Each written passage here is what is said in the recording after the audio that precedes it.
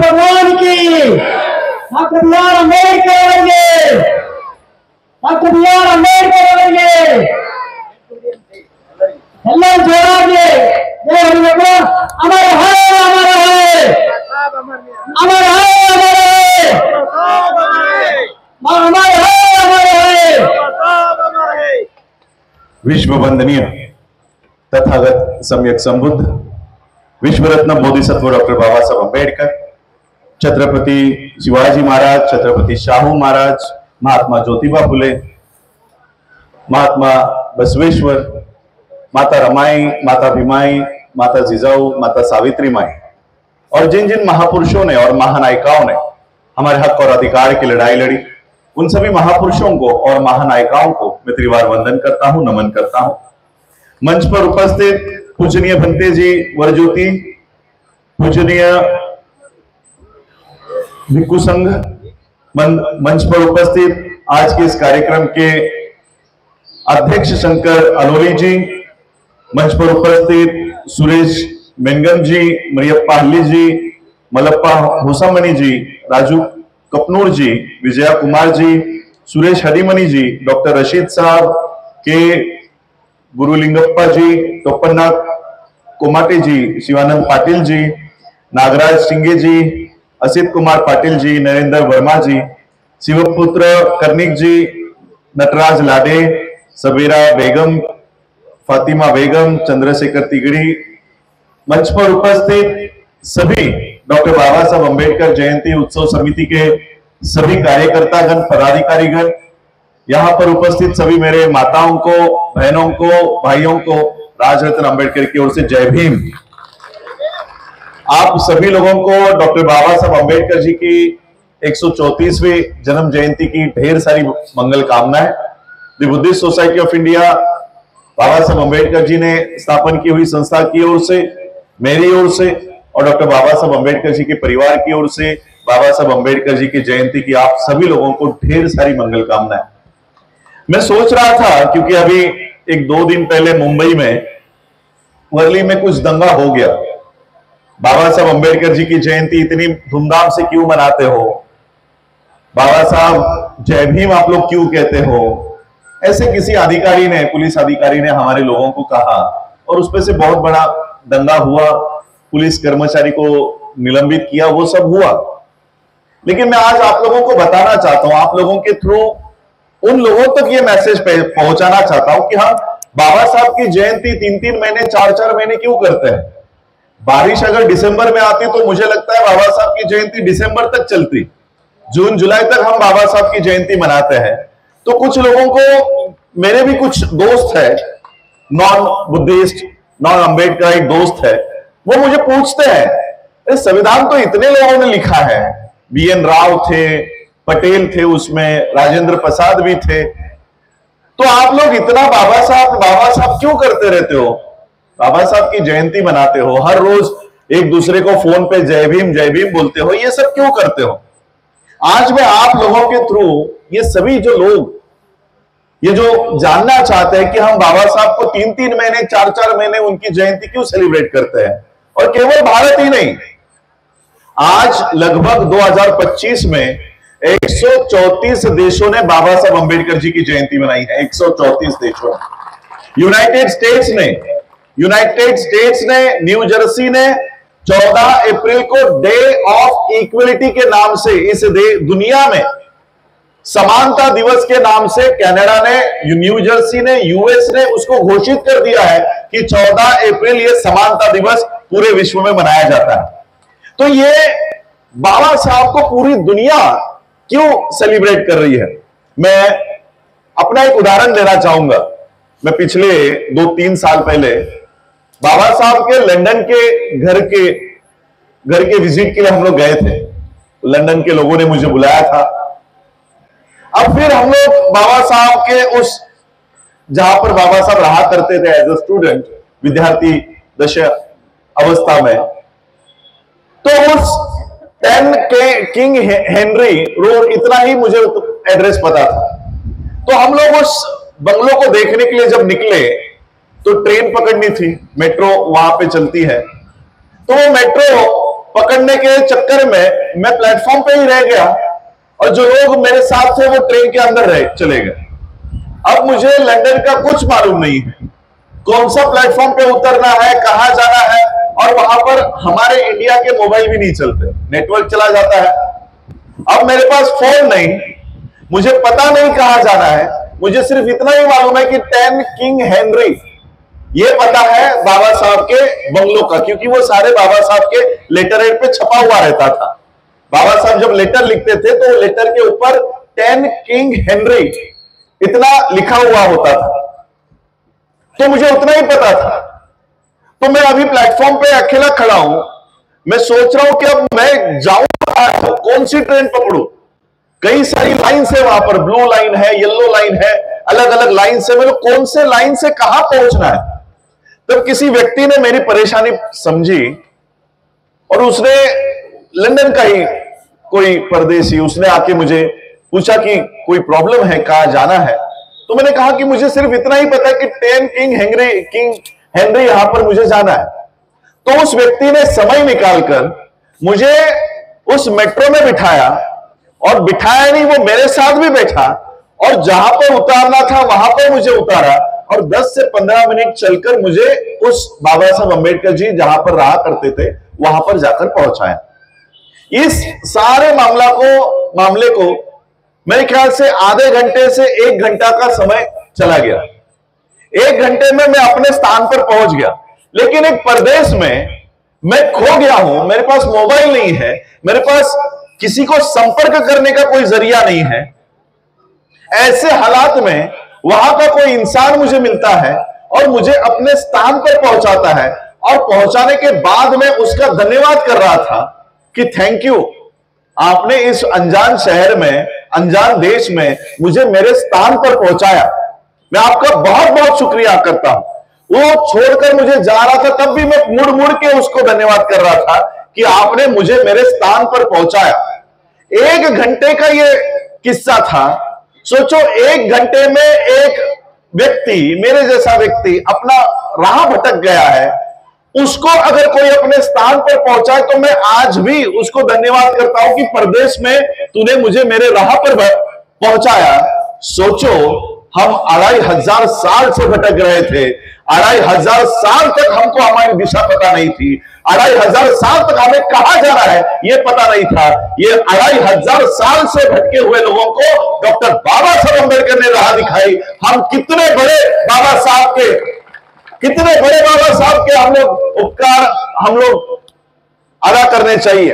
और इसलिए मैं आज आप लोगों के थ्रू इन व्यवस्था को बताना चाहता हूं कि हम जो जय भीम कहते हैं, हम जय भीम नहीं कहते, हम बाबा साहब को थैंक यू कहते हैं कि थैंक यू बाबा साहब। हम लोग जो एक समय पर गले में हांडी और पीठ पे झाड़ू लगाकर घूम रहे थे, आपने हमको इस देश के सुप्रीम कोर्ट का चीफ जस्टिस ऑफ इंडिया बना दिया। इसलिए हम बाबा साहब को जय भीम के थ्रू थैंक यू कहते रहते हैं। सोचो, 2500 साल से ये व्यवस्था हम लोगों को गांव के अंदर आने नहीं देती थी। मैं आज सुबह ट्रेन में क्या वो कार्यकर्ता जो शाहबाद से चढ़े थे, ये सब शाहबाद से ट्रेन में चढ़ गए, और ट्रेन में चढ़ने के बाद मुझे यही कह रहे थे कि यहाँ का टीसी अपना है। फिर वो मुझे आईवी लेकर गए तो उन्होंने कहा यहाँ का तहसीलदार अपना है, तो अपना है तो इसलिए उन्होंने आपकी रहने की व्यवस्था कर दी। यहाँ के पुलिस ऑफिसर्स अपने हैं तो किसी ने खाने की व्यवस्था कर दी। तो मैं सुबह से यही सुन रहा हूं कि यहां का कलेक्टर अपना है, यहां का तहसीलदार अपना है, यहां का नगराध्यक्ष अपना है। यानी देखो, बाबा साहब अंबेडकर जी, मुझे बहुत लोग ये पूछते हैं कि आप लोग अभी सब लोग कन्नड़ में कह रहे थे, क्या क्या कहते हो आप लोग, मनी मर बाबा साहब का ग्रेट ग्रैंडसन। बहुत लोग मुझे ये कहते हैं, और बहुत लोगों को ये लगता है ये सूट बूट टाई कोट में रहता है, साल में आधा समय लंदन में, यूएस में, ऑस्ट्रेलिया में, कनाडा में रहता है, तो ये बाबा साहब की बहुत बड़ी संपत्ति होगी, बहुत बड़ी प्रॉपर्टी होगी, तो वो उसके लिए ये घूमते रहते हैं, बस पूरे विश्व में जाते रहते हैं। तो मैं आज आप लोगों को बाबा साहब की प्रॉपर्टी गिनाना चाहूंगा कि क्या थी बाबा साहब की प्रॉपर्टी। बाबा साहब अंबेडकर जी का महापरिनिर्वाण 6 दिसंबर 1956 को हुआ। 5 दिसंबर 1956 के रात 2 बजे। 2 बजे तक इसलिए कह रहा हूं क्योंकि 2 बजे तक का रिकॉर्ड हमारे पास उपलब्ध है कि बाबा साहब रात के 2 बजे तक क्या कर रहे थे।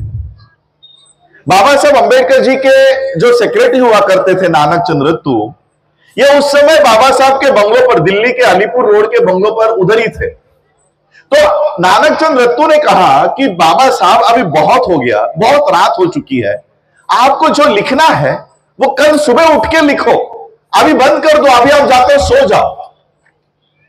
पता है बाबा साहब रात के 2 बजे तक क्या लिख रहे होंगे?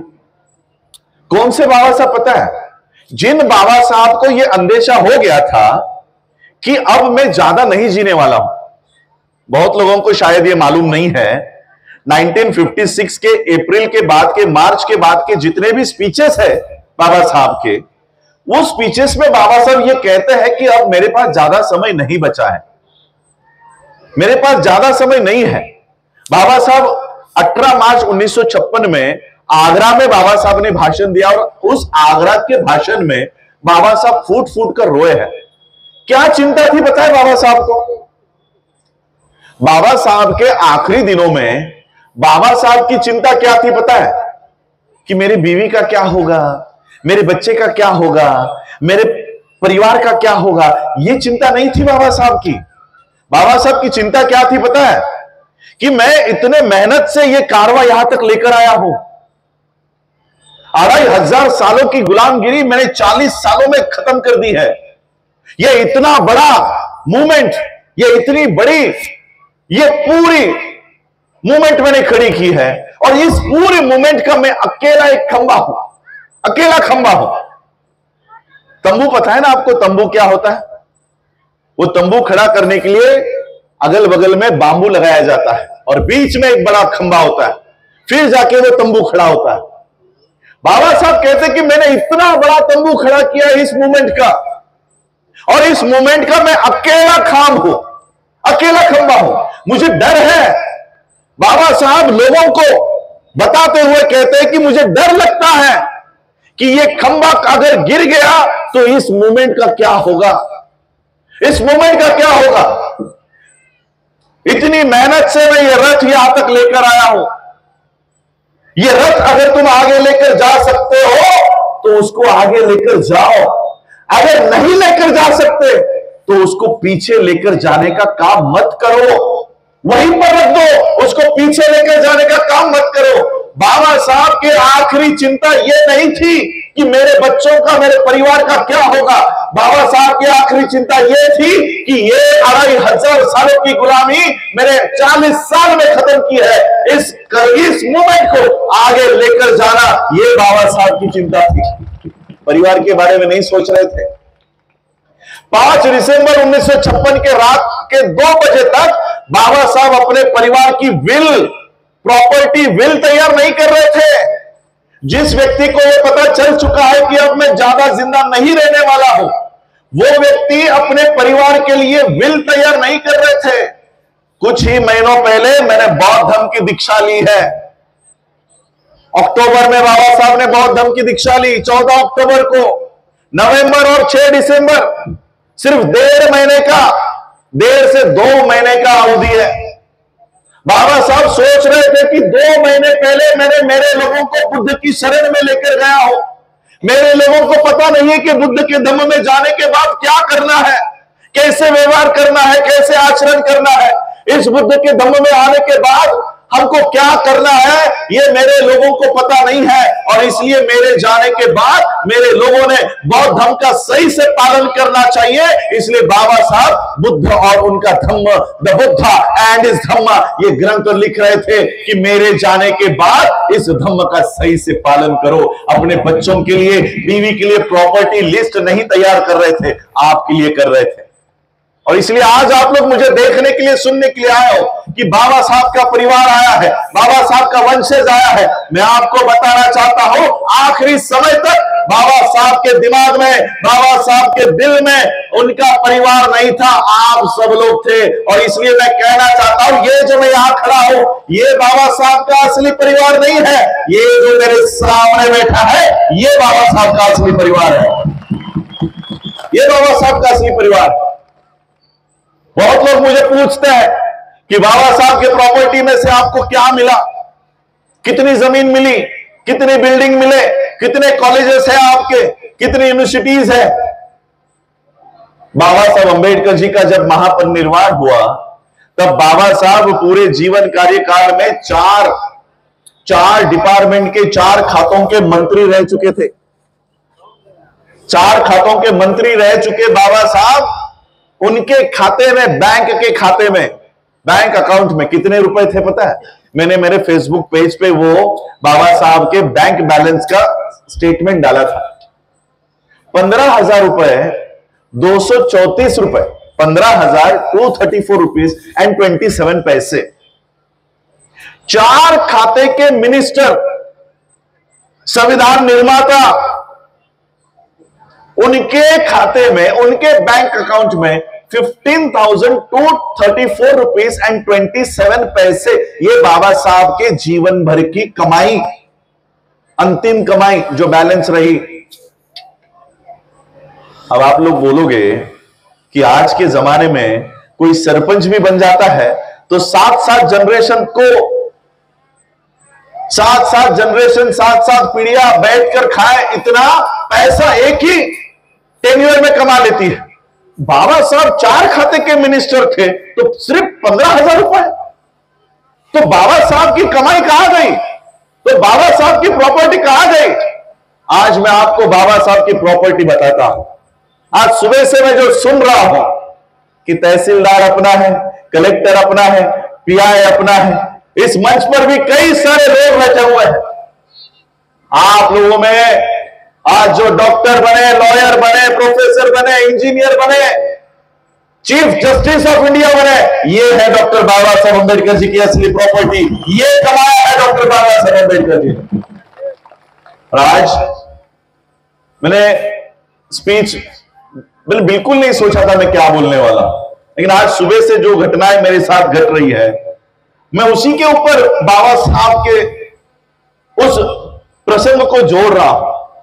सुबह जब खाना खाने के लिए सर ने पूछा कि आप खाना यही खाओगे, मैंने कहा यही खाएंगे, हम बाहर नहीं खाएंगे। तो घर से टिफिन भर भर के मेरे लिए आए। खाता है आदमी, इंसान कितना खाएगा? 2 रोटी 4 रोटी भर भर के टिफिन आए। तब मुझे बाबा साहब की एक बात याद आई। इस बात को 100 साल भी पूरे नहीं हुए।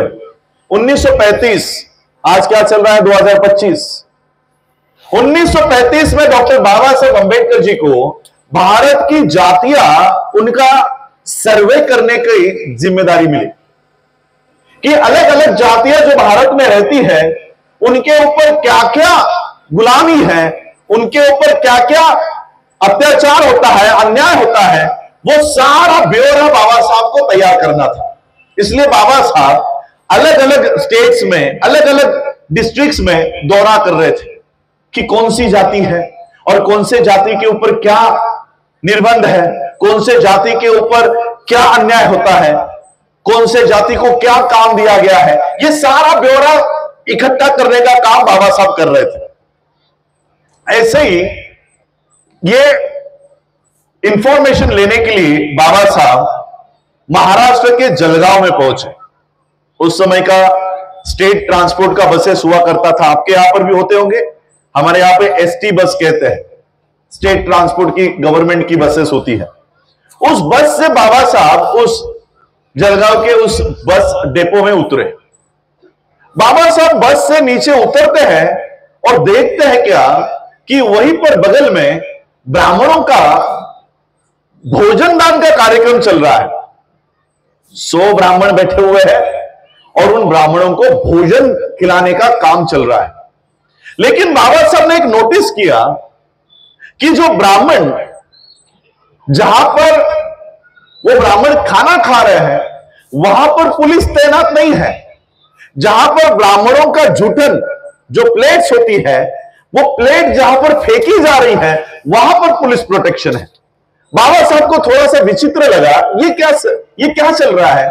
जहां ब्राह्मण खाना खा रहे हैं वहां पर पुलिस तैनात नहीं है, लेकिन यहां जहां पर उनकी प्लेटें फेंकी जा रही है वहां पर पुलिस खड़ी है, ऐसा क्यों? तो बाबा साहब ने वहां के पुलिस अधिकारी को बुलाया और कहा कि ये क्या चल रहा है। तो उन्होंने कहा ये ब्राह्मणों के हर साल का भोजन का कार्यक्रम होता है, तो उसका ये कार्यक्रम चल रहा है। बाबा साहब ने पूछा तो फिर ये प्लेटें जहां पर फेंकी जा रही है वहां पर इतना बंदोबस्त क्यों है? तो उस पुलिस अधिकारी ने कहा कि ये प्लेटें जहां पर फेंकी जाती है वहां पर वो प्लेट का जूठन खाने के लिए लोग आपस में लड़ पड़ते हैं। पिछले साल जूठन खाने के लिए लड़ाई हो गई और 2-4 लोग उसमें मर गए। जूठन खाने के लिए 2-4 लोग उसमें आपस में लड़ गए और मर गए। बाबा साहब ने जब यह सुना तो बाबा साहब को बहुत दुख हुआ। बाबा साहब ने देखा ये अछूत जातियां किसी का जूठन खाने के लिए आपस में लड़ रही है, मर रही है। बाबा साहब ने ऐसा कानून तैयार किया, ऐसा प्रावधान तैयार किया कि आज वो लोग चांदी के प्लेट में खाना खा रहे हैं, और इसलिए आज हम बाबा साहब के लिए जय भीम का नारा लगाते हैं। हम जय भीम बाबा साहब को केवल नतमस्तक होने के लिए नहीं, हर एक बात में थैंक यू कहने के लिए बाबा साहब के लिए जय भीम कहते हैं कि थैंक यू बाबा साहब। एक समय हम जूठन खाने के लिए आपस में लड़ मर रहे थे, आज चांदी के प्लेट में हम खाना खा रहे हैं, ये केवल आपकी बदौलत है। बाबा साहब के इन सारे प्रावधानों की वजह से, कानून की वजह से, संविधान की वजह से आज हम लोग ये दिन देख पा रहे हैं। आज बहुत सारे लोग ये कह रहे हैं कि संविधान हटा देना चाहिए। आपके कर्नाटक से भी तो मांग आती रहती है। आपके कर्नाटक से मेरे ख्याल से हेगड़े नाम की कोई व्यक्ति है, कर्नाटक की है, आनंद कुमार हेगड़े, ये कहते रहते हैं कि ये संविधान बदल देना चाहिए, संविधान हटा देना चाहिए। पिछले इलेक्शंस में तो संविधान हटाने के लिए वो वोट मांग रहे थे कि हमें जिता कर लाओ, 370 पार जाना है, 400 पार जाना है। क्यों? क्योंकि हमको संविधान बदलना है। क्यों दिक्कत है? क्या दिक्कत है उनको संविधान से? क्या संविधान का कोई भी ऐसा आर्टिकल है जो इस देश के प्रधानमंत्री को काम करने से रोकता है? क्या संविधान का कोई भी ऐसा आर्टिकल है कि आपके स्टेट के चीफ मिनिस्टर को काम करने नहीं दे रहा? सारी संसद आपकी, सारी राज्यसभा आपकी, सारा सुप्रीम कोर्ट आपका, सारा मीडिया आपका, सारा प्रशासन आपका, फिर भी आपको संविधान से दिक्कत है। संविधान से दिक्कत क्यों है पता है?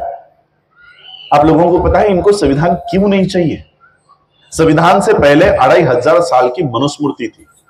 मनुस्मृति 2500 साल की मनुस्मृति को हटाकर बाबा साहब ने इस देश को संविधान दिया। मनु के कानून में क्या व्यवस्था थी पता है? बाबा साहब का जन्म 1891 का है। 1891 में इस देश में संविधान नहीं था, इस देश में मनुस्मृति थी। बाबा साहब का जन्म मनु के कानून की व्यवस्था में हुआ। बाबा साहब के पिताजी, बाबा साहब के दादाजी, ये सारे के सारे ये मनुस्मृति के कानून में पैदा हुए थे। बाबा साहब जब छोटे थे तब उनके पिताजी मिलिट्री में सर्विस में थे। मिलिट्री के लोगों की सर्विस आपको पता है, आप पुलिस कर्मचारी खड़े हैं। कई कई दिनों तक बाबा साहब के पिताजी अपने घर नहीं जा पाते थे, दिनों तक नहीं, महीनों तक। लेकिन बाबा साहब के पिताजी, इनका प्यार, इनकी जान बाबा साहब में थी। पिता को भी लगता था 6 महीने हो गए, साल हो गए, मैंने अपने बच्चों को नहीं देखा, मैंने अपने भिवा को नहीं देखा। बाबा साहब का बचपन का नाम भिवा हुआ करता था। तो पिता को लगा कि अब मेरे बच्चे थोड़े बड़े हो गए, समझदार हो गए हैं। तो पिता ने बाबा साहब के नाम से टेलीग्राम किया, अगर आप लोगों की छुट्टियां, स्कूल की छुट्टियां लग गई होंगी तो मुझे मिलने के लिए आ जाओ। मुझे मिलने के लिए ये ट्रेन पकड़ो, इस स्टेशन पे उतरो, मैं तुम्हें लेने के लिए किसी ना किसी को भेज दूंगा। ये टेलीग्राम बाबा साहब को मिला। बाबा साहब ने सोचा कि पिता को मिलने जाना है। बाबा साहब, उनके बड़े भाई और बहनों के 2 बच्चे, ऐसे 4 बच्चों ने मिलकर बाबा साहब के पिताजी को मिलने जाने का निर्णय लिया। बाबा साहब के पिताजी ने लिखा कि जिस दिन तुम लोग आने वाले हो मुझे टेलीग्राम करके बता देना, मैं उस दिन किसी ना किसी को भेज दूंगा। बाबा साहब ने टेलीग्राम लिखा कि हम इस दिन ट्रेन पकड़ने वाले हैं, हमें लेने के लिए भेज दीजिए। अब ये टेलीग्राम बाबा साहब अंबेडकर जी के पिताजी के ऑफिस में पहुंचा और जिस व्यक्ति को यह टेलीग्राम मिला उस व्यक्ति ने बाबा साहब के पिताजी को टेलीग्राम दिया ही नहीं। अब पिता को पता नहीं बच्चे कब आने वाले हैं। बच्चों ने तय समय पर ट्रेन पकड़ी, जिस स्टेशन पे उतरने के लिए कहा वहां पर उतरे और अपने पिता की राह देख रहे कि मेरे पिताजी आएंगे, हमारे पिताजी आएंगे और हमें लेकर जाएंगे। ट्रेन आकर चली गई, सभी लोग अपने अपने दिशा में चले गए। ये बच्चे वहीं खड़े हैं कि हमें कोई लेने के लिए आएगा। स्टेशन मास्टर ने देखा बच्चे अच्छे घर के लग रहे हैं, शुभ्र वस्त्र कपड़े पहने हुए थे, अच्छे कपड़े थे, मिलिट्री के डिसिप्लिन घर में हुआ करता था। स्टेशन मास्टर को लगा शायद सवर्णों के बच्चे हैं। स्टेशन मास्टर बच्चों के पास गया, बच्चों को पूछा कहां जाना है, तुम लोगों को लेने के लिए कोई आया नहीं? बाबा साहब ने वो टेलीग्राम निकाला और कहा कि हमारे पिताजी यहां पर सूबेदार है, मेजर है, हमें उन्होंने बुलाया था, शायद हमारा टेलीग्राम उनको मिला नहीं, हमें इस पते पर जाना है, हमें यहां पर जाने की व्यवस्था कीजिए। स्टेशन मास्टर ने बगल में ही बैलगाड़ी खड़ी थी, बैलगाड़ी वाले को बुलाया और कहा कि ये बच्चे बड़े अफसर के बच्चे हैं, इनको यहां पर छोड़कर आओ। बैलगाड़ी वाले ने बच्चों को बैलगाड़ी में बैठने के लिए कहा। वो बैलगाड़ी बाबा साहब के पिताजी के कार्यालय के लिए निकली और सफर के दौरान वो बैलगाड़ी वाला बच्चों से गप्पे मारने लगा, बातें करने लगा। कौन गांव से आए हो, क्या नाम है, कहां जाना है, पिताजी क्या करते हैं, तुम्हारी जाति कौन सी है? और जैसे ही जाति के बारे में पता चला, गाड़ी वाले ने गाड़ी रोकी और बच्चों को गालियां देकर नीचे उतारा कि तुम तो अछूत हो, अभी के अभी हमारे गाड़ी से नीचे उतरो, तुम लोगों को मेरे बगल में मेरे गाड़ी में बैठने का अधिकार नहीं है। सभी बच्चे गाड़ी से नीचे उतरे। बाबा साहब के पास पैसे थे, बाबा साहब ने कहा ये पैसे ले लो, लेकिन हमारे जगह पर छोड़ दो। पैसों के लालच में गाड़ी वाले ने कहा कि ठीक है, लेकिन तुम लोग अछूत हो, इसलिए मेरे गाड़ी में बैठ नहीं सकते, मेरे गाड़ी के पीछे पीछे चलते आओ।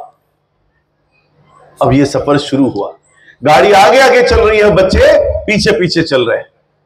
2-3 किलोमीटर चलने के बाद बाबा साहब को प्यास लग गई। बाबा साहब ने गाड़ी वाले से कहा कि आपके पास जो पानी पड़ा है वो पानी थोड़ा सा पिला दो, मुझे बहुत प्यास लगी है। गाड़ी वाले ने कहा तुम लोग अछूत हो, इसलिए मैं हमारा पानी तुम्हें नहीं पिला सकता, आगे अगर कोई नदी आती है, तालाब आता है, कुआं आता है तो मैं गाड़ी रोक लूंगा, तुम लोग पानी पीकर आ जाना। 2-3 किलोमीटर और चलने के बाद गाड़ी वाले को कुछ पानी दिखाई दिया। उसने गाड़ी रोकी, बच्चों से कहा वो देखो पानी दिखाई दे रहा है, जाओ पानी पीकर आओ। बच्चे भागते भागते उस पानी के पास गए, देखते हैं तो क्या, ये तो सिर्फ कीचड़ है, इसमें पानी नहीं है, ये तो कीचड़ है, लेकिन प्यास लगी थी, करे क्या? बाबा साहब ने वो मट्टी हटाई और उसमें से जो काला गंदा पानी होता है वो ऊपर आया। वही पानी इन बच्चों ने पिया, सारे कपड़े गंदे हो गए, मुंह मैला हो गया।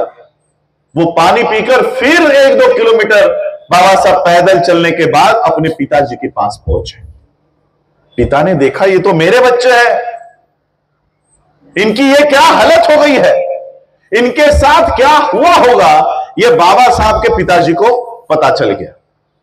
बाबा साहब ने पिता को देखा, देखने के बाद दौड़ते दौड़ते अपने पिताजी के पास गए, गले लगकर फूट फूट कर रोने लग गए और बाबा साहब ने अपने पिता से सवाल किया कि पिताजी, हमें गाड़ी में बैठने का अधिकार क्यों नहीं है, हमें पानी पीने का अधिकार क्यों नहीं है, हमारे साथ ऐसा बर्ताव क्यों किया जाता है? बाबा साहब के पिताजी के पास बाबा साहब के इन मासूम सवालों का कोई जवाब नहीं था। बाबा साहब के पिता ने बाबा साहब को शांत किया और शांत करके कहा, इसी व्यवस्था को तुम्हें बदलना है, इसी व्यवस्था को बदलना है। बाबा साहब अंबेडकर जी को राम जी बाबा ने ऐसा तैयार किया कि उसी बच्चे ने जाकर इस देश का संविधान लिख डाला, और ऐसा संविधान लिख दिया कि जिस बच्चे को इस देश में मनु के कानून में कीचड़ का पानी पीने के लिए मजबूर किया गया था, उन्हीं बाबा साहब ने ऐसा कानून बना दिया कि उसी संविधान की बदौलत हम ये बिस्लरी का पानी पी रहे हैं। जिस मनु के कानून में बाबा साहब को बैलगाड़ी में बैठने का अधिकार नहीं था, जिस मनु के कानून में बाबा साहब को बैलगाड़ी से उतार दिया गया था, उन्हीं बाबा साहब अंबेडकर जी ने ऐसा संविधान लिख दिया कि अब उसी संविधान के कानून में हमारे लोग हवाई जहाज उड़ा रहे हैं। हवाई जहाज पीरियड 75 इयर्स। अब मुझे बताओ, क्या संविधान लागू हुआ 26 जनवरी 1950? 1950 से ही हम पायलट बनने शुरू हो गए क्या? 1950 से ही हम प्रोफेसर बने क्या? डॉक्टर बने क्या? 10 से 15 साल 20 साल गए होंगे। हमारे लिए संविधान तो सिर्फ 60 साल का है, सिर्फ 60 साल का हमारे लिए संविधान है। ऊपर के 15 साल हम पकड़ते भी नहीं है। सिर्फ 60 साल में आदत हेगड़े की इतनी फैल गई, सिर्फ 60 साल में, कि 60 साल में ही वो ये कहने लगा कि ये संविधान बदल दो। अगर और 60 साल रहा तो कहीं इनको देश छोड़ के अपने मूल देश वापस ना चला जाना पड़े, इसलिए इनमें डर है, इसलिए इनमें डर है। महिला यहां पर बैठी हुई है। मैं किसी धर्म की अवहेलना नहीं करना चाहता और ना ही करूंगा, जो लिखा हुआ है वही कहना चाहता हूं। महाभारत आप सबने देखी है। मनु के कानून में यह महाभारत हुआ, उस समय मनुस्मृति लागू थी, और इस महाभारत में भरी सभा में द्रौपदी का चीरहरण किया गया ना। चीरहरण का मतलब क्या होता है? वस्त्र हरण। भरी सभा में लोगों के सामने इस देश में द्रौपदी एक महिला को मनु के कानून में विवस्त्र किया गया। उसी बाबा साहब अंबेडकर जी ने ऐसा संविधान लिख डाला कि उन्हीं बाबा साहब अंबेडकर जी के संविधान में उसी द्रौपदी को आज देश का राष्ट्रपति बना दिया। मनु आपको वस्त्र पहनने का भी अधिकार नहीं देता, बाबा साहब आपको राष्ट्रपति बना रहे हैं। आपको आपके भगवान के पैर पड़ने से पहले बाबा साहब के पैर छूने चाहिए, क्योंकि इस देश की सारी महिलाओं का कोई दूसरा मसीहा नहीं है। बाबा साहब इस देश के हर महिला का मसीहा है, जो बाबा साहब ने इस देश में महिलाओं के लिए कानून तक तैयार कर दिया। आज उन्हीं बाबा साहब अंबेडकर जी की जयंती हम मना रहे हैं।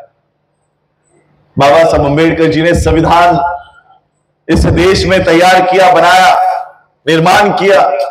क्या है ये संविधान? ये कोई 395 आर्टिकल की किताब नहीं है।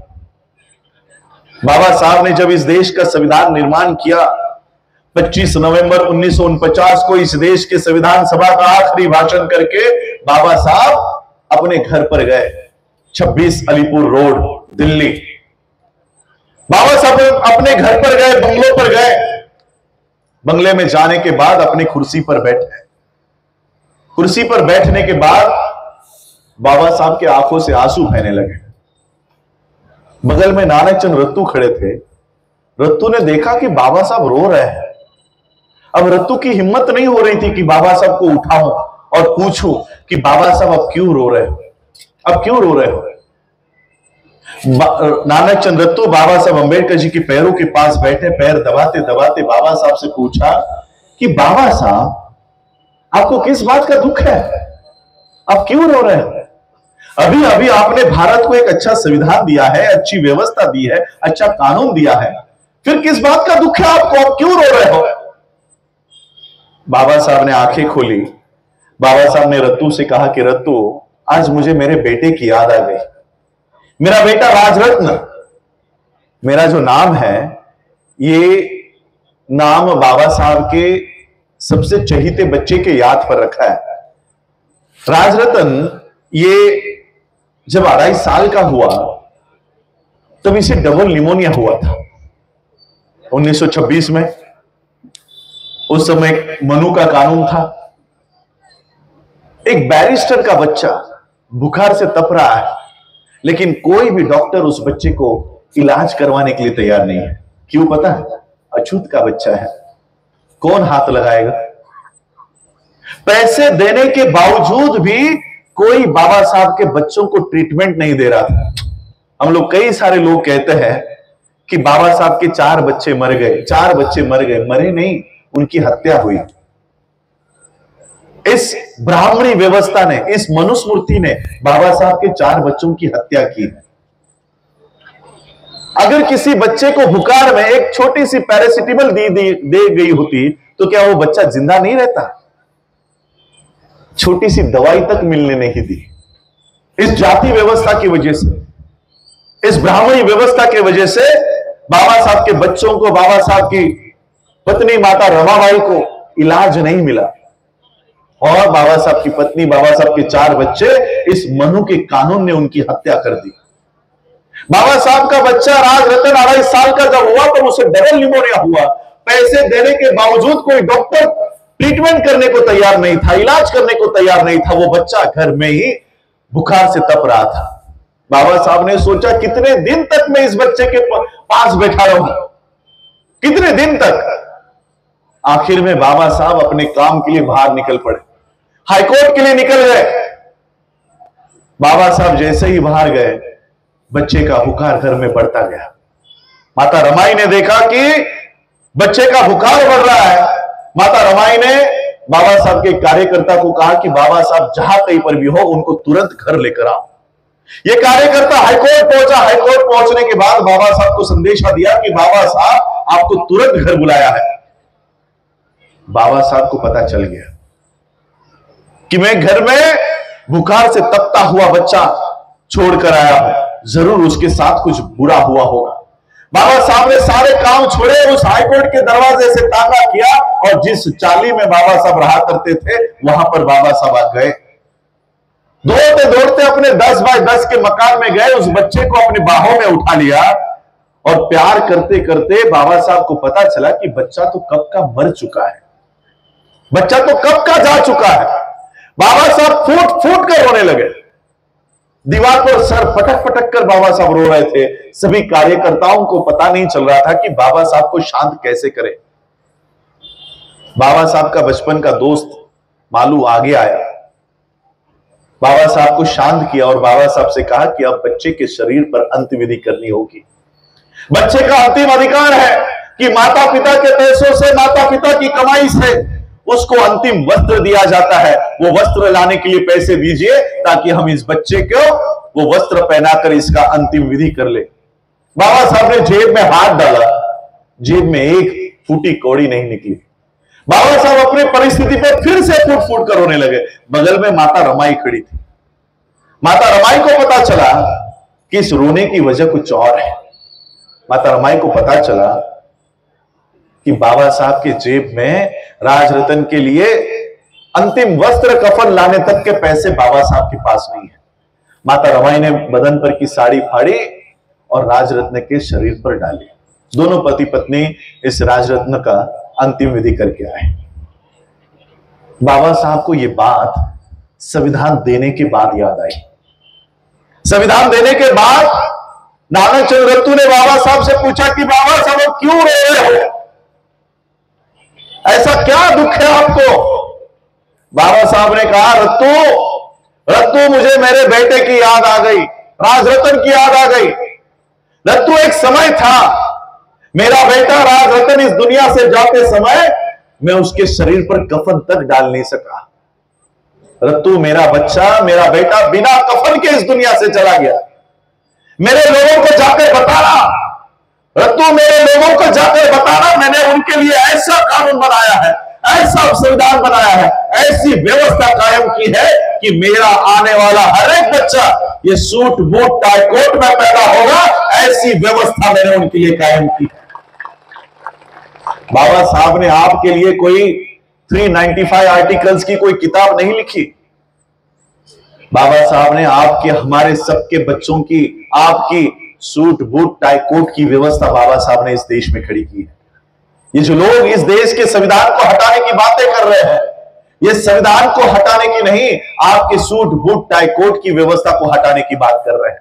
और इसलिए हम सबका, भारतीय होने के नाते, ये सबका कर्तव्य होना चाहिए, भारतीय होने के नाते, चाहे वो मुस्लिम हो, हिंदू हो, क्रिश्चियन हो, सिख हो, लिंगायत हो, इस देश के संविधान की रक्षा करना यह हम सबका कर्तव्य है। आज बीटी एक्ट के खिलाफ भी इस देश में जंग छिड़ी हुई है। पिछले 65 दिनों से बौद्ध भिक्षुक हमारे बौद्ध विहार को मुक्त करने की लड़ाई लड़ रहे हैं। ये कैसा न्याय है? इस देश में अगर कोई मस्जिद है, कोई मदरसा है, तो उसका पूरा मैनेजमेंट मुसलमानों के हाथ में होता है। इस देश में कोई गुरुद्वारा है तो उसका पूरा मैनेजमेंट, पूरा व्यवस्थापन ये सिखों के हाथ में होता है। इस देश में कोई भी चर्च हो, कोई भी कॉन्वेंट स्कूल हो, कोई भी कॉन्वेंट कॉलेज हो, उसका व्यवस्थापन, उसका मैनेजमेंट क्रिश्चियनों के हाथ में होता है। लेकिन हमारे साथ ऐसा अन्याय क्यों? इस देश में बौद्धों का, देश का ही नहीं, विश्व का बौद्धों का प्रेरणा स्थल है बौद्ध गया। उस बौद्ध गया का नियंत्रण ब्राह्मणों के हाथ में है, हमारे हाथों में नहीं है। और ये इस देश के ब्राह्मण उस बुद्ध के सामने बैठकर बुद्ध के खिलाफ काम कर रहे हैं। जिस बुद्ध ने कहा कि हम कर्मकांड को नहीं मानते, हम अंधविश्वास को नहीं मानते, उसी बुद्ध के सामने बैठकर होम हवन किया जा रहा है। उसी बुद्ध के सामने बैठकर, उसी बुद्ध को साक्षी मानकर पिंडदान किया जा रहा है। और इसलिए भारत के हर बौद्ध का कर्तव्य होना चाहिए, भारत के हर बौद्ध भिक्षु का कर्तव्य होना चाहिए कि बुद्ध के साथ ये जो अन्याय हो रहा है, हमारे प्रार्थना स्थलों के ऊपर जो कब्जा हो रहा है, मैं इस देश के मुसलमानों को भी, उनसे भी ये मदद मांगना चाहूंगा। उनके ज्ञान व्यापी मस्जिद के नीचे मंदिर ढूंढने का काम चल रहा था। आप लोग हिंदुस्तान टाइम्स हो, टाइम्स ऑफ इंडिया हो, इंडियन एक्सप्रेस हो, पिछले 1-2 महीने पहले के पेपर निकाल के पढ़ लो। मैं इस देश के मुसलमानों से अपील कर रहा हूं, इस देश के मस्जिदों के नीचे मंदिर ढूंढने का काम चल रहा था। एक एक मस्जिद को खुदवाने का काम शुरू हो गया था। आज वो काम बंद क्यों है पता है? आज किसी भी मस्जिद में मंदिर ढूंढने का काम क्यों नहीं हो रहा पता है? क्योंकि इन मस्जिदों के लिए ये राजरत्न अंबेडकर खड़ा हुआ, और जब ये मस्जिदों के नीचे मंदिर ढूंढने का काम चल रहा था, तब हमने सुप्रीम कोर्ट में पिटीशन डाली कि इसी कानून के तहत मंदिरों के नीचे बुद्ध विहार है, ये मैं साबित करके दूंगा। तब सुप्रीम कोर्ट ने कहा कि अगर मंदिरों के नीचे बुद्ध विहार ढूंढने का काम शुरू हो जाए, अगर राजरत्न अंबेडकर की इस पिटीशन को हमने कबूल कर दिया, तो देश के सारे मंदिर खाली हो जाएंगे, और सारे मंदिर, चाहे वो तिरुपति बालाजी हो, जगन्नाथपुरी का मंदिर हो, ये सारे बौद्धों को देने होंगे। तब जाकर ज्ञानवापी मस्जिद का मामला बंद हुआ, तब जाकर किसी भी मस्जिद में मंदिर ढूंढने का काम नहीं हो रहा। ये काम राजरत्न अंबेडकर की वजह से हुआ है। और आज आपके मस्जिदों के नीचे मंदिर नहीं ढूंढे जा रहे हैं। और आज जब हमें जरूरत है, मैं इस देश के मुसलमानों को, इस देश के क्रिश्चियनों को, इस देश के सिखों को, इस देश के जैनों को मैं आह्वान करना चाहूंगा कि आज बौद्धों के साथ आप लोगों को खड़ा होना होगा।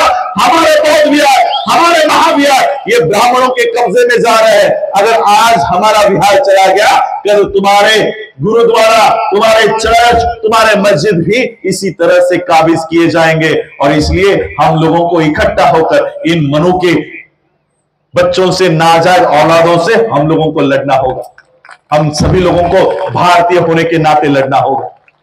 बाबा साहब अंबेडकर जी ने इस देश का संविधान लिखते हुए हर धर्म को, चाहे वो हिंदू धर्म हो, बौद्ध धर्म हो, क्रिश्चियन धर्म हो, इस्लाम धर्म हो, सिख धर्म हो, जैन धर्म हो, सभी धर्मों को अपना अपना प्रचार प्रसार करने का अधिकार दिया है, सभी धर्मों को दिया है।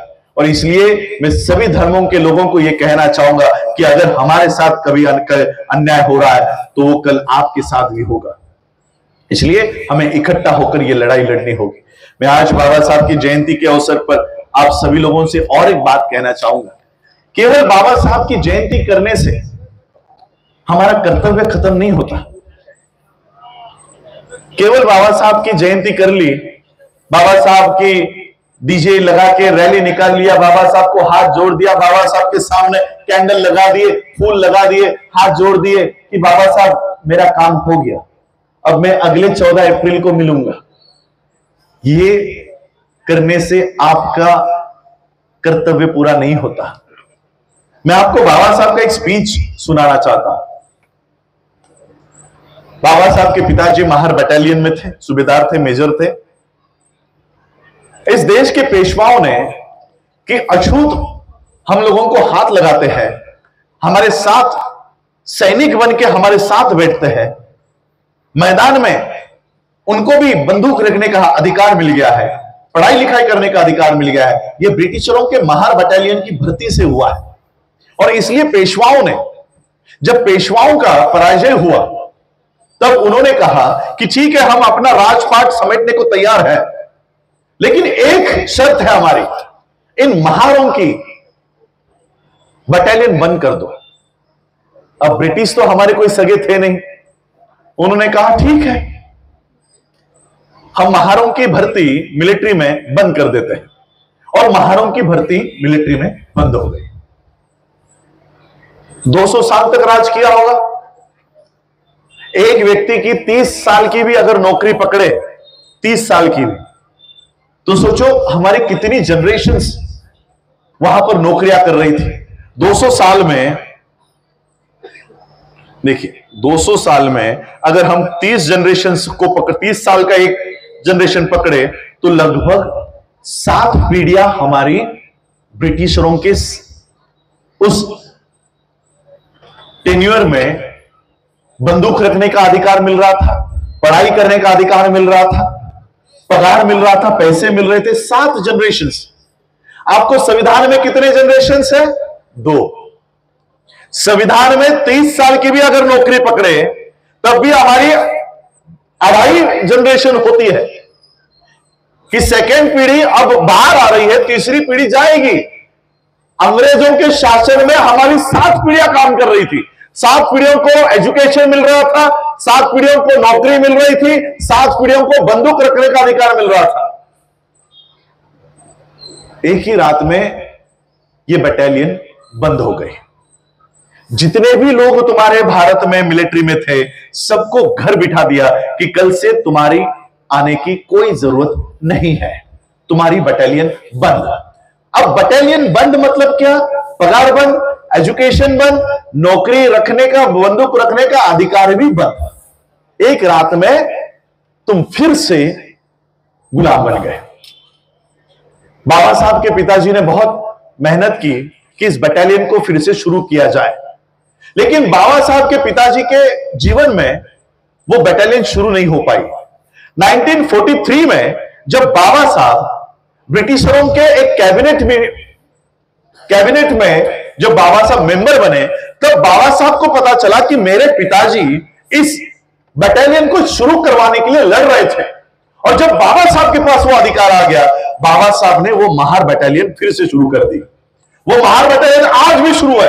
आपके लोग पूरे भारत से उस महार बटालियन में, मिलिट्री में आज भी भर्ती हो रहे हैं। 1943 में बाबा साहब ने ये बटालियन फिर से शुरू करवा दी। ये बटालियन शुरू होने के बाद उस समय के मिलिट्री के लोगों ने बाबा साहब का सत्कार करना चाहा कि बाबा साहब की वजह से हमारी नौकरियां फिर से शुरू हो गई, हमारा एजुकेशन फिर से शुरू हो गया, हमारा पगार, सैलरी फिर से शुरू हो गई। बाबा साहब आपका हम सत्कार करना चाहते हैं। बाबा साहब गए। बाबा साहब ने स्पीच देते हुए कहा कि ब्रिटिशरों के वजह से हम लोगों को एजुकेशन मिला, ब्रिटिशरों के वजह से हम लोगों को सैलरी मिली, बंदूक रखने का अधिकार मिला, घर मिले। 200 साल तक, 6 पीढ़ियों तक हमको यह मिल रहा था तो फिर ये 6 पीढ़ी में मिल रहा था, जो सादर हमको मिल रहा था, एजुकेशन मिल रहा था, पगार मिल रहा था, उस पगार का इस्तेमाल, उस तनख्वाह का इस्तेमाल, उस एजुकेशन का इस्तेमाल हमने अपनी खुद की व्यवस्था खड़ी करने के लिए क्यों नहीं किया? क्या सवाल था बाबा साहब का? 6 पीढ़ियों से हम पगार ले रहे थे, 6 पीढ़ियों से हम एजुकेशन ले रहे थे, तो जो एजुकेशन हमको मिला, जो पगार सैलरी हमको मिली, उसका इस्तेमाल हमने अपनी खुद की व्यवस्था खड़ी करने के लिए क्यों नहीं किया? ब्रिटिशरों ने हमारी एंट्री बंद करने तक हम सोते क्यों रहे? यह सवाल बाबा साहब ने उस समय पूछा है। यह सवाल बाबा साहब आज भी हमें पूछ रहे हैं। 1950 में संविधान लागू होने के बाद हम सबको एजुकेशन मिलना शुरू हुआ। 1950 में संविधान लागू होने के बाद हम सबको नौकरियां मिलने शुरू हो गई, हम सबको सैलरी भी मिल रही है, आज भी मिल रही है। तो इस सैलरी का इस्तेमाल, इस एजुकेशन का इस्तेमाल हम अपनी व्यवस्था खड़ी करने के लिए क्यों नहीं कर रहे हैं? कितने लोग हैं ऐसे? बाबा साहब ने उस समय क्या कहा था पता है? तुम्हारे सैलरी में से 1/4 यानी 25% ये समाज के लिए रखो। कभी कहा था 1956 में कि तुमको जितना भी पैसा मिल रहा है उसमें से 1/4 हिस्सा ये तुम्हारा नहीं है, ये समाज के लिए है, ये समाज के लिए साइड में रखो। आज कई सारे लोग मुझे क्या कहते हैं पता है? पढ़े लिखे लोग, पढ़े लिखे लोग मुझे कहते हैं कि हमने तो बाबा साहब का रिजर्वेशन नहीं लिया, हमने स्कॉलरशिप नहीं ली, हमने बाबा साहब का कोई भी फैसिलिटी हमने नहीं ली, हमारे पास कास्ट सर्टिफिकेट भी नहीं है, भले वो शेड्यूल कास्ट के लोग हो, लेकिन वो कहते हैं हमने कोई इस्तेमाल नहीं किया। हम बाबा साहब का काम करने के लिए कर्तव्यबद्ध नहीं है, हमारी जिम्मेदारी नहीं है। मैं उन लोगों को हमेशा ये पूछता हूं कि ठीक है, तुमने नहीं लिया, तुमने कितनी पढ़ाई की? तो कहते अरे हम पोस्ट ग्रेजुएट है, एमकॉम है, एमबीए है, पीएचडी है, डॉक्टर है, इंजीनियर है, और हमने अपने बलबूते पर यह पढ़ाई की है, बाबा साहब का कोई इस्तेमाल नहीं किया। मैंने कहा ठीक है, तुम्हारे पिताजी कितने पढ़े थे? तो वो कहते वो भी पढ़े लिखे थे, वो भी ग्रेजुएट थे। मतलब ठीक है, तुम्हारे दादा दादी कितने पढ़े थे? तो वो लोग भी पढ़े थे, 12वीं कक्षा तक उनकी भी पढ़ाई हुई थी। मतलब ठीक है, तुम्हारे परदादा परदादी कितने पढ़े थे? फिर वो शांत हो जाता है, नहीं वो नहीं पढ़े थे। बोले क्यों? नहीं वो नहीं पढ़े थे। मैं क्यों? सारी बुद्धि तुमको थी और वो मतिमंद थे, उनको बुद्धि नहीं थी। तुम्हारे परदादा परदादी पागल थे, पढ़ाई जमती नहीं थी, पढ़ने को आता नहीं था, ऐसा कुछ था क्या? तो वो कहते नहीं, मेरे परदादा परदादी पागल नहीं थे, उनको भी बुद्धि थी, लेकिन उस समय पढ़ाई लिखाई करने का अधिकार कहां था? यही अधिकार बाबा साहब देकर गए हैं। भले तुम लोगों ने बाबा साहब का आरक्षण लिया हो या नहीं लिया हो, तुम लोग बाबा साहब का काम करने के लिए, बाबा साहब का कर्तव्य अदा करने के लिए तुम सभी लोग कर्तव्यबद्ध हो। भले तुम लोगों ने बाबा साहब की फैसिलिटी ली हो या नहीं ली हो। यही स्कूल में बैठने की व्यवस्था बाबा साहब आप लोगों की करके गए, तो इसलिए आज ये हमारा कर्तव्य है। मैं आज यहां क्यों हूं? बाबा साहब का परिवार कोई भी ले लो, हमारे परिवार में से कोई भी मेंबर ले लो, किसी को जरूरत नहीं है आपके यहां पर आकर स्पीच देने की, किसी को।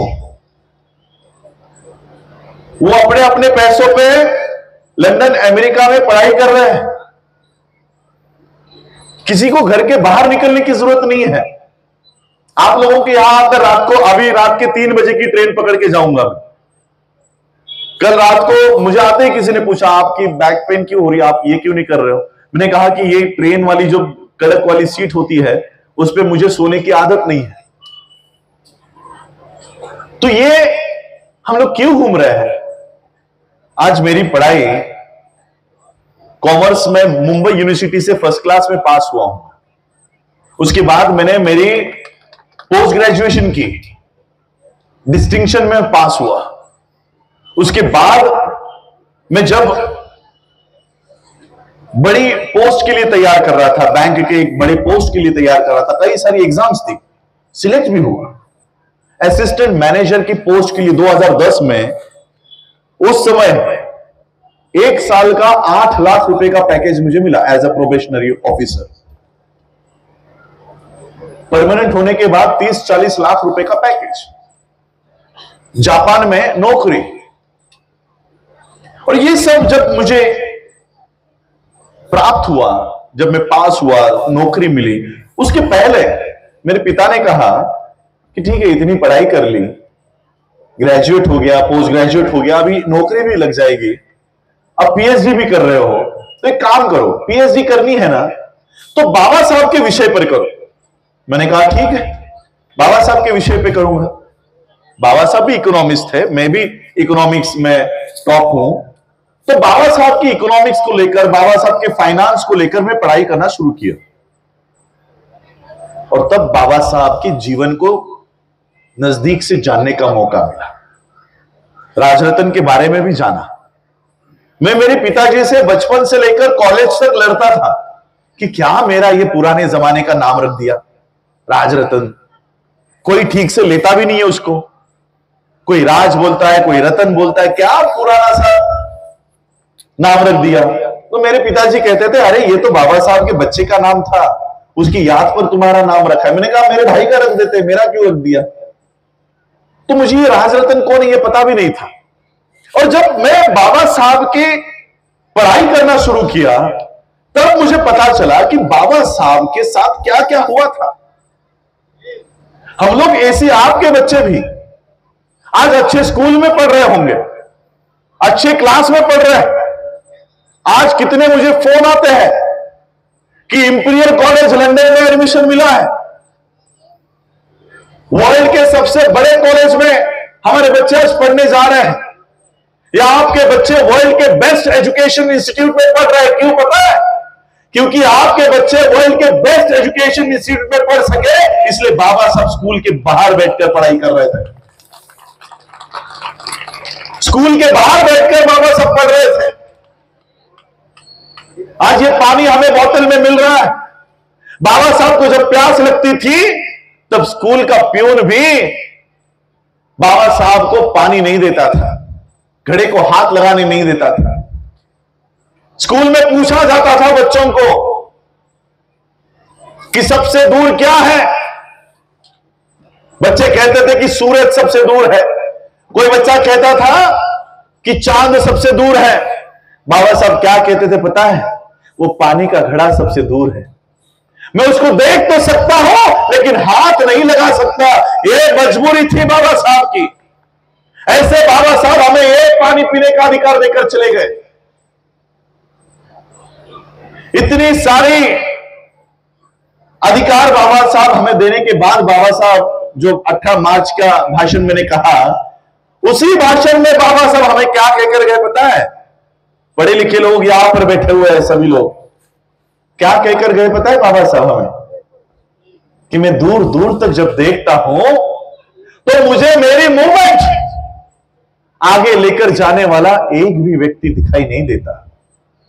मेरे वजह से तुम लोगों को एजुकेशन मिला, मेरे वजह से तुम लोगों को नौकरियां मिली। बाबा साहब ने 17 बच्चे भेजे थे, 17 बच्चे, कि मैं अकेला परदेश में पढ़ लिख कर आया तो मैंने भारत में इतनी बड़ी मूवमेंट खड़ी कर दी। मेरे जैसे और बच्चे अगर भारत के बाहर पढ़कर आए तो मेरी मदद करेंगे, ये मूवमेंट चलाने के लिए मेरा साथ देंगे। 17 बच्चे बाबा साहब ने भेजे, उनके लिए स्कॉलरशिप मंगवाई, उनके लिए सारे प्रावधान किए कि मेरी तरह ये भी पढ़कर आएंगे और भारत में आकर ये गुलामगिरी, ये गुलामी नष्ट करने का काम करेंगे। बाबा साहब जब भारत आते थे तो ट्रंक भर भर के किताबें लेकर आते थे, ट्रंक भर भर के। जब ये 17 बच्चे भारत आए तो शादियां करके भारत आए, शादियां करके भारत आए। भारत में आने के बाद बाबा साहब की मूवमेंट को चलाने का छोड़ो, इसे झांक कर देखा भी नहीं कि बाबा साहब क्या कर रहे हैं। व्यथित होकर बाबा साहब ने क्या कहा पता है? बाबा साहब ने व्यथित होकर, दुखी होकर कहा कि इन पढ़े लिखे लोगों ने मुझे धोखा दिया है, इन पढ़े लिखे लोगों ने मुझे धोखा दिया है। यह सब जब मैं पढ़ रहा था, उसी समय मेरे हाथ में उस जापानीज बैंक का कॉल लेटर आ गया कि आपकी नौकरी पक्की हो गई है, लग गई है, हफ्ते भर में ज्वाइन करना है। एक तरफ बाबा साहब की किताबें पढ़ रहा था, एक तरफ 8 लाख की नौकरी मिल गई थी। अब मैं सोच में पड़ गया कि अब मैं क्या करूं? ये नौकरी स्वीकारूं जो बाबा साहब कह रहे कि मेरे वजह से एमबीए बन गया, मेरे वजह से पीएचडी हो गया, मेरे वजह से ग्रेजुएट हो गया, फर्स्ट क्लास हो गया, डिस्टिंक्शन मिल गया, अब मेरी मूवमेंट चलाने की बारी आ रही है तो जापान जा रहा है, वहां जाकर बसेगा। ये दोनों मेरे हाथ में थे। इसी राज रतन को लेकर बाबा साहब क्या कहकर गए पता है? लिख कर गए। बाबा साहब इस राज रतन को लेकर कहते थे कि ये मेरा बच्चा मेरा बड़ा होने के बाद मेरा अधूरा रहा हुआ काम पूरा करेगा। ये जब मैं पीएचडी के लिए पढ़ रहा था तब मुझे ये राज रतन उस किताब में मिला। बाबा साहब लिखते हैं कि बड़ा होने के बाद तुझे मेरा अधूरा रहा हुआ काम पूरा करना है। मुझे पता चला कि मेरा नाम इस बच्चे के याद पर रखा है, जिस बच्चे से बाबा साहब उम्मीद कर रहे हैं कि बड़ा होने के बाद तू मेरा काम पूरा करेगा, मेरा काम तू पूरा कर। मैंने सोचा कि ये बच्चा तो जिंदा रहा नहीं, इसी बच्चे के याद पर मेरे पिता ने मेरा नाम राज रतन रखा है। उस दिन से मैं बचपन से राज नाम से ही जाना जाता था। मैं किसी दोस्तों को राज रतन ये नाम बताता ही नहीं था, राज ही बताता था। उस दिन से मैंने निर्णय लिया कि आज से राज नहीं बताऊंगा, राज रतन ही बताऊंगा। और आज से इस राज रतन को, जो राज रतन बाबा साहब का 2.5 साल का बच्चा था, उस राज रतन को अगर जीवन मिलता, अगर ये मरता नहीं, तो बड़ा होने के बाद बाबा साहब का अधूरा रहा हुआ काम, बाबा साहब का सपना ये राज रतन पूरा करता। लेकिन उसको इस मनु की व्यवस्था ने जिंदा रहने नहीं दिया, उसकी हत्या कर दी। और इसीलिए इस राज रतन को जो काम करना चाहिए था वो काम मैं अपने जीवन में करूंगा। मैंने उस नौकरी को त्याग दिया और मैं मेरे समाज के इस उत्थान के लिए बाहर निकल पड़ा। बाबा साहब ने एक संदेशा हम सबको दिया है, ये आदेश दिया है। अगर बाबा साहब के जीवन का कोई आदेश नहीं पाल सकते, मान सकते, तो ये आदेश मानो, to educate, to agitate and to organise. बस इतना ही कर दो। पूरा काम नहीं कर पाओगे तो इतना ही कर दो, टू एजुकेट। टू एजुकेट का मतलब होता है शिक्षित करो। जो शिक्षा तुमको मिली है, जो नॉलेज तुमको प्राप्त हुआ है, वो दो लोगों को देने का काम करो। आज मैं क्या कर रहा हूं? यहां पर खड़े हुए मैं भाषण नहीं दे रहा हूं, मैं आप लोगों को एजुकेट कर रहा हूं कि बाबा साहब ने आपके लिए क्या किया है। ये कम से कम, मैं अकाउंट्स कॉमर्स का विद्यार्थी हूं, बैलेंस शीट हम लोगों को कॉलेज से ही पढ़ाई जाती है। 7 साल हम इस बैलेंस शीट के ऊपर काम करते हैं। Asset side, liability side, 2 sides होती है। बाबा साहब ने 18 मार्च को कहा कि मुझे पढ़े लिखे लोगों ने धोखा दिया है, और इसलिए मैंने उस दिन तय किया कि मेरे जीवन की जब बैलेंस शीट बनेगी 2 साइड होगी, धोखा देने वाला और बाबा साहब का काम करने वाला। और मैंने उस समय ये कसम खा ली कि मैं धोखा देने वाले के लिस्ट में अपना नाम नहीं वहां पर दर्ज करवाऊंगा, मैं बाबा साहब का काम करने के यादी में, लिस्ट में अपना नाम दर्ज करवाऊंगा। और इसलिए आज मैं ये काम कर रहा हूं, और काम नहीं कर रहा हूं, मेरा नॉलेज इकोनॉमिक्स का है, फाइनेंस का है, तो मैं क्या कर सकता हूं? तो जो नॉलेज मैंने लिया, अगर मैं वो बैंक का जॉब स्वीकार लेता तो क्या कर रहा होता पता है? सुबह 8 बजे से लेकर रात के 10 बजे तक किसी और के बैंक को खड़ा करने का काम करता, प्रोबेशनरी ऑफिसर, उसके बाद funds manager, branch manager, CEO, COO, CFO, ये सारे पोस्ट पे आज मैं पहुंच चुका होता और किसी और की अर्थव्यवस्था को मेरी बुद्धि, मेरा शरीर, मेरा खून लगाकर उसको बड़ा कर रहा होता। और इसलिए मैंने तय किया, मेरे कई सारे दोस्त मेरे साथ जो पढ़ाई कर रहे थे उन्होंने फिर मुझे चिढ़ाना शुरू किया, आज के जमाने में ट्रोल कहते हैं। उन्होंने कहा कि अगर यही काम करना था तो इतनी पढ़ाई क्यों की? रात को 3 बजे उठकर पढ़ाई करता था, हमसे ज्यादा मार्क्स लेकर आए, 83% लेकर आया, मेरे बाकी के दोस्त 55% पे पास हुए। वो मुझे कहते थे तो इतनी पढ़ाई क्यों की? अगर समाज में ही जाकर उन लोगों में भाषणबाजी करनी थी, भाषण ही देना था तो पढ़ाई नहीं करनी थी। मैंने कहा, और फिर वो मुझे कहते थे तो ये सारी तेरी पढ़ाई वेस्ट है, इसका कोई अर्थ ही नहीं है, ये वेस्ट हो गया। मैंने कहा नहीं, मैं मेरी पढ़ाई को वेस्ट नहीं होने दूंगा। अगर मैं किसी बैंक की नौकरी कर लेता हूं तो किसी बैंक का मैनेजमेंट करना पड़ेगा। मैं मेरी पढ़ाई का इस्तेमाल किसी और के बैंक को मैनेज करने के लिए नहीं लगाऊंगा, मैं मेरी पढ़ाई का इस्तेमाल मेरे समाज के मैनेजमेंट के लिए करूंगा और मेरे समाज का मैनेजमेंट खड़ा करूंगा। हमारे पास मीडिया नहीं है, इसलिए ये बात आप लोगों के पास आई हो नहीं आई हो मुझे मालूम नहीं। बाबा साहब के लिखे हुए प्रॉब्लम ऑफ रुपी को पिछले 2 साल पहले 100 साल कंप्लीट हुए। बाबा साहब के लिखे हुए ग्रंथ पर, यह भी मेरे पढ़ाई का हिस्सा था। जब मैं पढ़ रहा था प्रॉब्लम ऑफ रुपी तो सोचा करता था कि बाबा साहब के इस ग्रंथ पे रिजर्व बैंक ऑफ इंडिया का निर्माण हुआ, रिजर्व बैंक ऑफ इंडिया बनी और उस रिजर्व बैंक ऑफ इंडिया के माध्यम से पूरे भारत की बैंकिंग सिस्टम बनी।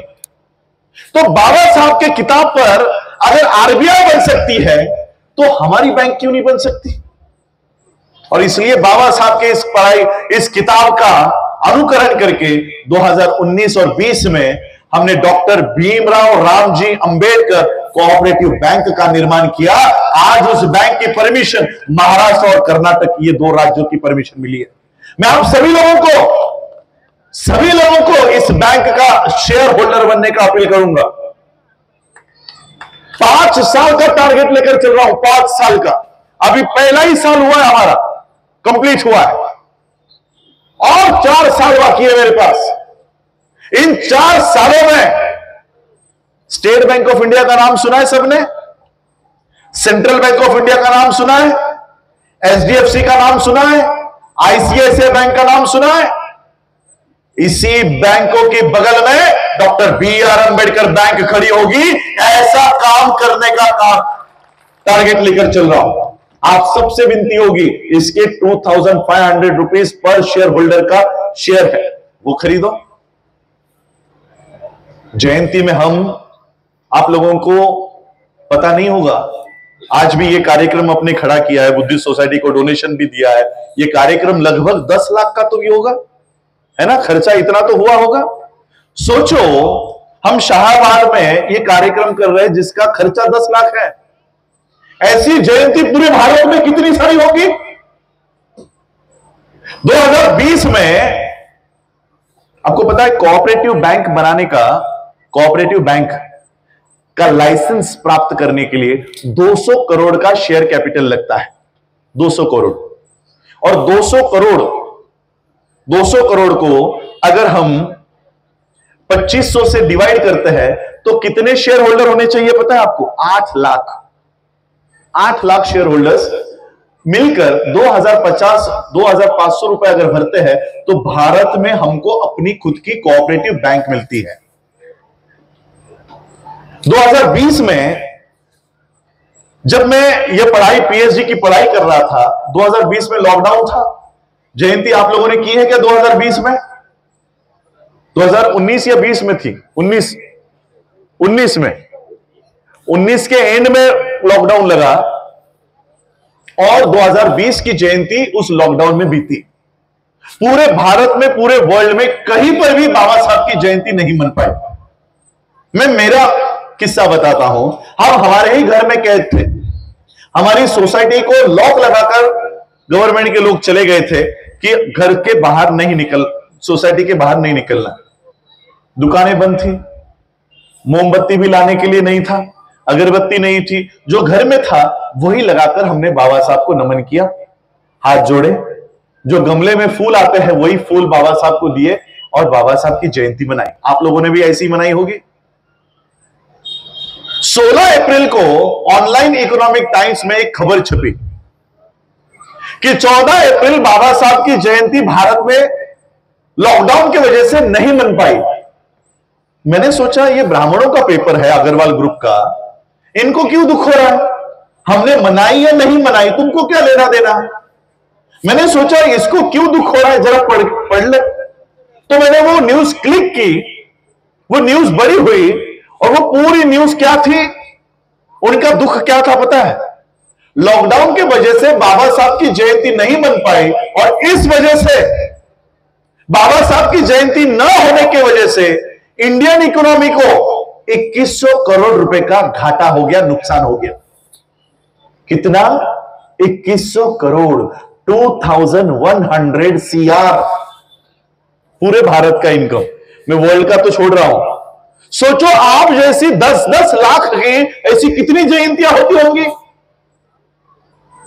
2025 में यह आंकड़ा 5000 करोड़ तक गया है। सोलापुर की जयंती देखो आप लोग, सोलापुर की जयंती, भुसावल की जयंती, महाराष्ट्र का यह आंकड़ा करोड़ों में जाएगा। कर्नाटक का अलग, हरियाणा का अलग, पंजाब का अलग, राजस्थान का अलग, यूपी का अलग, एमपी का अलग, कश्मीर का अलग। हर राज्य में से, हर डिस्ट्रिक्ट में से, हर तहसील में से, हर गांव में बाबा साहब की जयंती मनाई जाती है। लगभग 5000 करोड़ हम बाबा साहब के जयंती पर एक दिन में खर्चा करते हैं। ये सारा एक साल का खर्चा नहीं है, सिर्फ 14 अप्रैल का खर्चा है, सिर्फ 14 अप्रैल का। अब मैं आपको सवाल पूछता हूं, जो समाज एक रात में 5000 करोड़ खर्च कर सकता है, क्या वो 200 करोड़ की अपनी खुद की बैंक खड़ी नहीं कर सकता? जो समाज 5000 करोड़ एक रात में खर्च कर सकता है, क्या वो समाज सिर्फ 70 करोड़ की अपनी नेशनल बुद्धिस्ट यूनिवर्सिटी नहीं खड़ी कर सकता? पूरे देश की एक ही बुद्धिस्ट यूनिवर्सिटी बन सकती है आपकी एक दिन के खर्चे से। बाबा साहब के पास पैसे नहीं थे, लेकिन बाबा साहब के पास विजन था, दूरदृष्टि थी। बौद्ध धर्म अपनाया 1956 में, लेकिन बौद्ध धर्म की शिक्षा की व्यवस्था खड़ी की 10 साल पहले। सिद्धार्थ कॉलेज, बुद्ध भवन, आनंद भवन, मिलिंद कॉलेज 1946 में। कि 10 साल बाद जब मैं मेरे लोगों को बौद्ध धर्म की दीक्षा दूंगा, तब मेरे लोगों को किसी भी ब्राह्मणों के स्कूलों में जाकर गणेश का पढ़ने की, भट्ट का पढ़ने की जरूरत नहीं है, वेद, महाभारत, रामायण पढ़ने की जरूरत नहीं है। मेरे लोग जब बौद्ध होंगे तब उनके लिए बौद्ध स्कूल, बौद्ध कॉलेज मैं पहले से ही तैयार करके रखता हूं। इसलिए बाबा साहब 10 साल पहले ही आपकी शिक्षा की व्यवस्था खड़ी कर गए थे। बाबा साहब के पास पैसे नहीं थे, लेकिन दूरदृष्टि थी। हमारे पास पैसे है, लेकिन दूरदृष्टि नहीं है, विजन नहीं है। हमें अपनी एजुकेशन सिस्टम खड़ी करनी है, हमें अपनी इकोनॉमिकल सिस्टम खड़ी करनी है। यहां पर बैठे हुए हर एक व्यक्ति, इसका हर एक व्यक्ति का बैंक अकाउंट है, क्योंकि आजकल सभी लोग फोन पे पेमेंट कर रहे हैं। ये फोन पे का पेमेंट बैंक में है, इसलिए पेमेंट हो रहा है। आपके सारे पैसे इंडियन इकोनॉमी, ये सारी ब्राह्मणिकल सिस्टम को मदद कर रही है। पैसा हमारा और उनके बैंक में ये रखा जाता है और ये इनके बैंक्स इनके उद्योगपतियों को वो दे रहे हैं। हम लोग राजनीति में एक नारा लगाते हैं, वोट हमारा राज तुम्हारा, नहीं चलेगा, है ना? तो ये नारा हम इकोनॉमी के लिए क्यों नहीं लगाते, अर्थव्यवस्था के लिए क्यों नहीं लगाते? और इसलिए ये नारा हमने बदल दिया है। अर्थव्यवस्था कायम करने के लिए मैंने इस नारे को थोड़ा सा बदल दिया है। मैंने ये नारा किया है, नोट हमारा बैंक तुम्हारी, नहीं चलेगी। अगर नोट हमारा है तो बैंक भी हमारी होगी। और मुझे आज आप लोगों को यह बताते हुए गर्व महसूस होता है, सिर्फ आप लोगों के 2,500 रुपए के बदौलत आज हम हमारी एक बच्ची को लंदन के स्कूल में डॉक्टरी की पढ़ाई करने के लिए 30 लाख रुपए का लोन देने के लिए ये बैंक हम लोगों ने आज सक्षम हो गई। 30 लाख रुपए का पहला लोन हमारी एक बच्ची को इंपीरियल कॉलेज के लंदन के कॉलेज में पढ़ाई करने के लिए भेज रही है। कितने रुपए लगाए आप लोगों ने? 2,500 रुपए में आज हमारी एक बच्ची डॉक्टर बनेगी, वो भी लंदन के कॉलेज में से। और इसलिए मैं आज आप लोगों को ये बताना चाहता हूं कि केवल बाबा साहब का जय जयकार करने से नहीं होगा, बाबा साहब के अधूरे रहे हुए काम भी हम लोगों को पूरे करने हैं। मैं जो यहां पर खड़ा हूं, ये बाबा साहब का परिवार नहीं है। हर व्यक्ति जो बाबा साहब के विचारों पे चलता है, वो बाबा साहब का वंशज है। मैं महिलाओं को कहना चाहूंगा, आज अच्छे साड़ियां पहनकर आई है। बाबा साहब जब अपनी पढ़ाई पूरी करके लंदन से भारत लौट रहे थे, तब बाबा साहब के कार्यकर्ताओं ने सोचा बाबा साहब आ रहे हैं, अपनी पढ़ाई पूरी करके आ रहे हैं, तो बाबा साहब का सत्कार किया जाए। तो कार्यकर्ताओं ने मुंबई में बाबा साहब का सत्कार, जैसे ही बोट से उतरेंगे बाबा साहब को उनका सत्कार करने के लिए लेकर जाएंगे। घर में माता रमाई को पता चला कि मेरे पति आ रहे हैं, अपनी पढ़ाई पूरी करके आ रहे हैं और उनका सत्कार होने वाला है। माता रमाई ने एक छोटी सी इच्छा व्यक्त की कि मेरे पति का सत्कार मुझे अपनी आंखों से देखना है। लेकिन माता रमाई की सबसे बड़ी समस्या क्या थी पता है?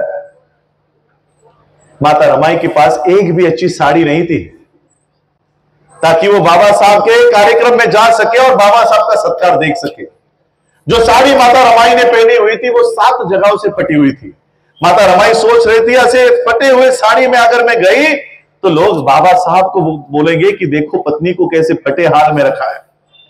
माता रमाई सोच रहे थे कि बाबा साहब का सत्कार कैसे देखा जाए। माता रमाई को याद आया कि छत्रपति शाहू महाराज ने बाबा साहब को एक फेटा पहनाया था। फेटा समझते हो ना? जैसे आप लोग मुझे यहां ये मैसूर की पगड़ी पहनाते हो, हमारे महाराष्ट्र में ऐसा वो पगड़ी होती है। तो वो पगड़ी पहनाई थी और वो पगड़ी संभाल कर माता रमाई ने ट्रंक में रखी है। माता रमाई ने वो ट्रंक खोली, वो पगड़ी निकाली और जहां जहां पर साड़ी फटी है वहां वहां पर वो लपेट कर बाबा साहब का सत्कार देखने गई। अब वो सत्कार कैसे देख रही है? एक पेड़ के पीछे छुप छुप कर। अब पति का सत्कार हो रहा है तो पहले कुर्सी पर बैठकर देखना चाहिए, मंच पर आकर देखना चाहिए, तो नहीं, एक पेड़ के पीछे छुप छुप कर माता रमाई बाबा साहब का सत्कार देख रही थी। अब बाबा साहब का ध्यान पूरे समाज पर। बाबा साहब ने देखा कि उस दूर पेड़ के पीछे माता रमाई छुप छुप कर मुझे देख रही है, और वो छुपकर क्यों देख रही है इसकी वजह भी बाबा साहब को पता चल गई। बाबा साहब का सत्कार पूरा हुआ। बाबा साहब उस पेड़ की दिशा में चलते हुए गए, माता रमाई का हाथ अपने हाथ में लिया और माता रमाई से कहा कि रामू, बाबा साहब प्यार से माता रमाई को रामू कहा करते थे, रामू मुझे अगर तेरे अकेले का संसार करना होता तो वो मैं सोने जैसा करता। मुझे अगर तेरे अकेले का संसार करना होता तो मैं वो सोने जैसा करता, लेकिन मुझे मेरे इस समाज का संसार खड़ा करना है, इसलिए मैं तुझे न्याय नहीं दे पाया। माता रमाई उस समय फटी हुई साड़ियां पहन रही थी, इसलिए आज आपके शरीर पर यह अच्छी साड़ी आई है। यह माता रमाई का और बाबा साहब अम्बेडकर जी का त्याग है, जिस वजह से आज ये अच्छे कपड़े, अच्छे सूट बूट टाई कोट हमारे शरीर पर आए। और इसलिए बाबा साहब का ये कर्तव्य अदा करना हम सबकी जिम्मेदारी है। बाबा साहब के एजुकेशनल हो, इकोनॉमिकल हो, सोशल हो, धर्म का कार्य हो, यह हम लोगों को आगे लेकर जाना है। यही बाबा साहब को सही मायने में अभिवादन होगा, यही बाबा साहब को सही मायने में जयंती का अभिवादन होगा। यही उम्मीद मैं आप सभी लोगों से करता हूं कि हम आने वाले समय में कर्नाटक में, यहां पर कई सारे लोगों ने मुझे बहुत पहले से भी जानते हैं, मैं आप सभी लोगों को यह विनती करना चाहूंगा, केवल मुझे सुनकर, मुझे देखकर आपके जीवन में कोई बदलाव नहीं होगा। जो काम हम कर रहे हैं उसको बढ़ावा दीजिए।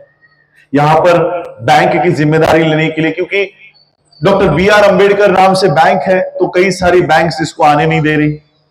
कि ये बैंक अगर आ गई और ये सभी लोग, क्योंकि हमारे पास भले पैसे नहीं हो, हमारे पास संख्या है। उनके पास पैसा है लेकिन उनके पास संख्या नहीं है। बच्चे हमारे ज्यादा पैदा हो रहे हैं, लोग हमारे पास ज्यादा है। आज प्रेस के लोग भी यहां पर कई सारे बैठे हुए हैं, वो भी चाह रहे होंगे कि कोई ऐसी स्टेटमेंट ताकि हम अपने पेपर में छाप सके, सरकार को बता सके, शासन को बता सके। मैं प्रेस वालों को यह कहना चाहता हूं, ये मेरी बात शासन तक पहुंचाइए, आपके चीफ मिनिस्टर तक, आपके भारत के प्रधानमंत्री तक, राष्ट्रपति तक। प्रधानमंत्री ने एक कार्यक्रम लिया नोटबंदी करने के बाद। उन्होंने कहा कि भारत में जो करप्शन हो रहा है, जो टेररिज्म हो रहा है, ये कैश की वजह से होता है और इसलिए कैशलेस सोसाइटी हमें तैयार करनी है और इसलिए उन्होंने नोट बंद कर दी।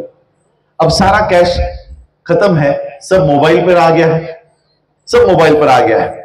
अब मुझे बताओ, मोबाइल पर आने के बाद टेररिज्म कम हुआ, करप्शन कम हुआ, रेप्स कम हुए, भ्रष्टाचार कम हुआ? उलट और बढ़ गया, उल्टा और बढ़ गया। मैं इस देश के प्रधानमंत्री को कहना चाहूंगा, इस देश की बर्बादी कैश के वजह से नहीं हो रही, इस देश की बर्बादी कास्ट के वजह से हो रही है और इसलिए इस देश के प्रधानमंत्री को इस देश को कैशलेस बनाने की नहीं, कास्टलेस बनाने की ज्यादा जरूरत है। इस देश को कास्टलेस थोड़ा ज्यादा जरूरी है ताकि यह देश सम्राट अशोका का फिर से एक बार वो महान देश बन सके। बस इतनी अपेक्षा मैं आज के इस कार्यक्रम के माध्यम से करूंगा। आप लोगों ने मुझे बुलाया, कार्यक्रम के अध्यक्ष यहां पर बैठे हुए हैं शंकर अलोली जी। आप लोगों का समय मुझे दिया, बहुत लोगों ने अपना अपना भाषण कट करके समय मुझे दिया। मैं आप सभी लोगों का आभार व्यक्त करता हूं, आप सभी लोगों का कि इतने शांति से आप लोगों ने मुझे सुना, इसलिए मैं आप सभी लोगों का आभार व्यक्त करता हूं और फिर से उम्मीद करता हूं कि बाबा साहब की अर्थव्यवस्था के ऊपर मैं काम कर रहा हूं, बाबा साहब की धर्म की व्यवस्था के ऊपर काम कर रहा हूं। और आज जो बीटी एक्ट रद्द करने के लिए मांग है, ये 4 तारीख को मैं यूनाइटेड नेशंस की कॉन्फ्रेंस के लिए जा रहा हूं, जहां पर भारत का प्रधानमंत्री भी होगा और यूनाइटेड नेशन के सेक्रेटरी को हम ये निवेदन दे रहे हैं कि ये एक्ट भारत से खत्म किया जाए। ये देने के लिए भी यूनाइटेड नेशंस की कॉन्फ्रेंस के लिए भी रवाना हो रहा हूं। तो ये आवाज हम केवल भारत में नहीं तो भारत के बाहर से उठा रहा हूं। मेरे ख्याल से मैं वो पहला व्यक्ति होऊंगा जिसने वर्ल्ड के लोगों को आह्वान किया कि आप अपने अपने देश से इस आंदोलन को अपने अपने देश में खड़ा करो। आज सभी देश के लोग ये आंदोलन अपने अपने देश में खड़ा कर रहे हैं। मैं उम्मीद करूंगा 4 तारीख को बोध गया अगर कोई पहुंच सकता है तो वहां पर पहुंचो।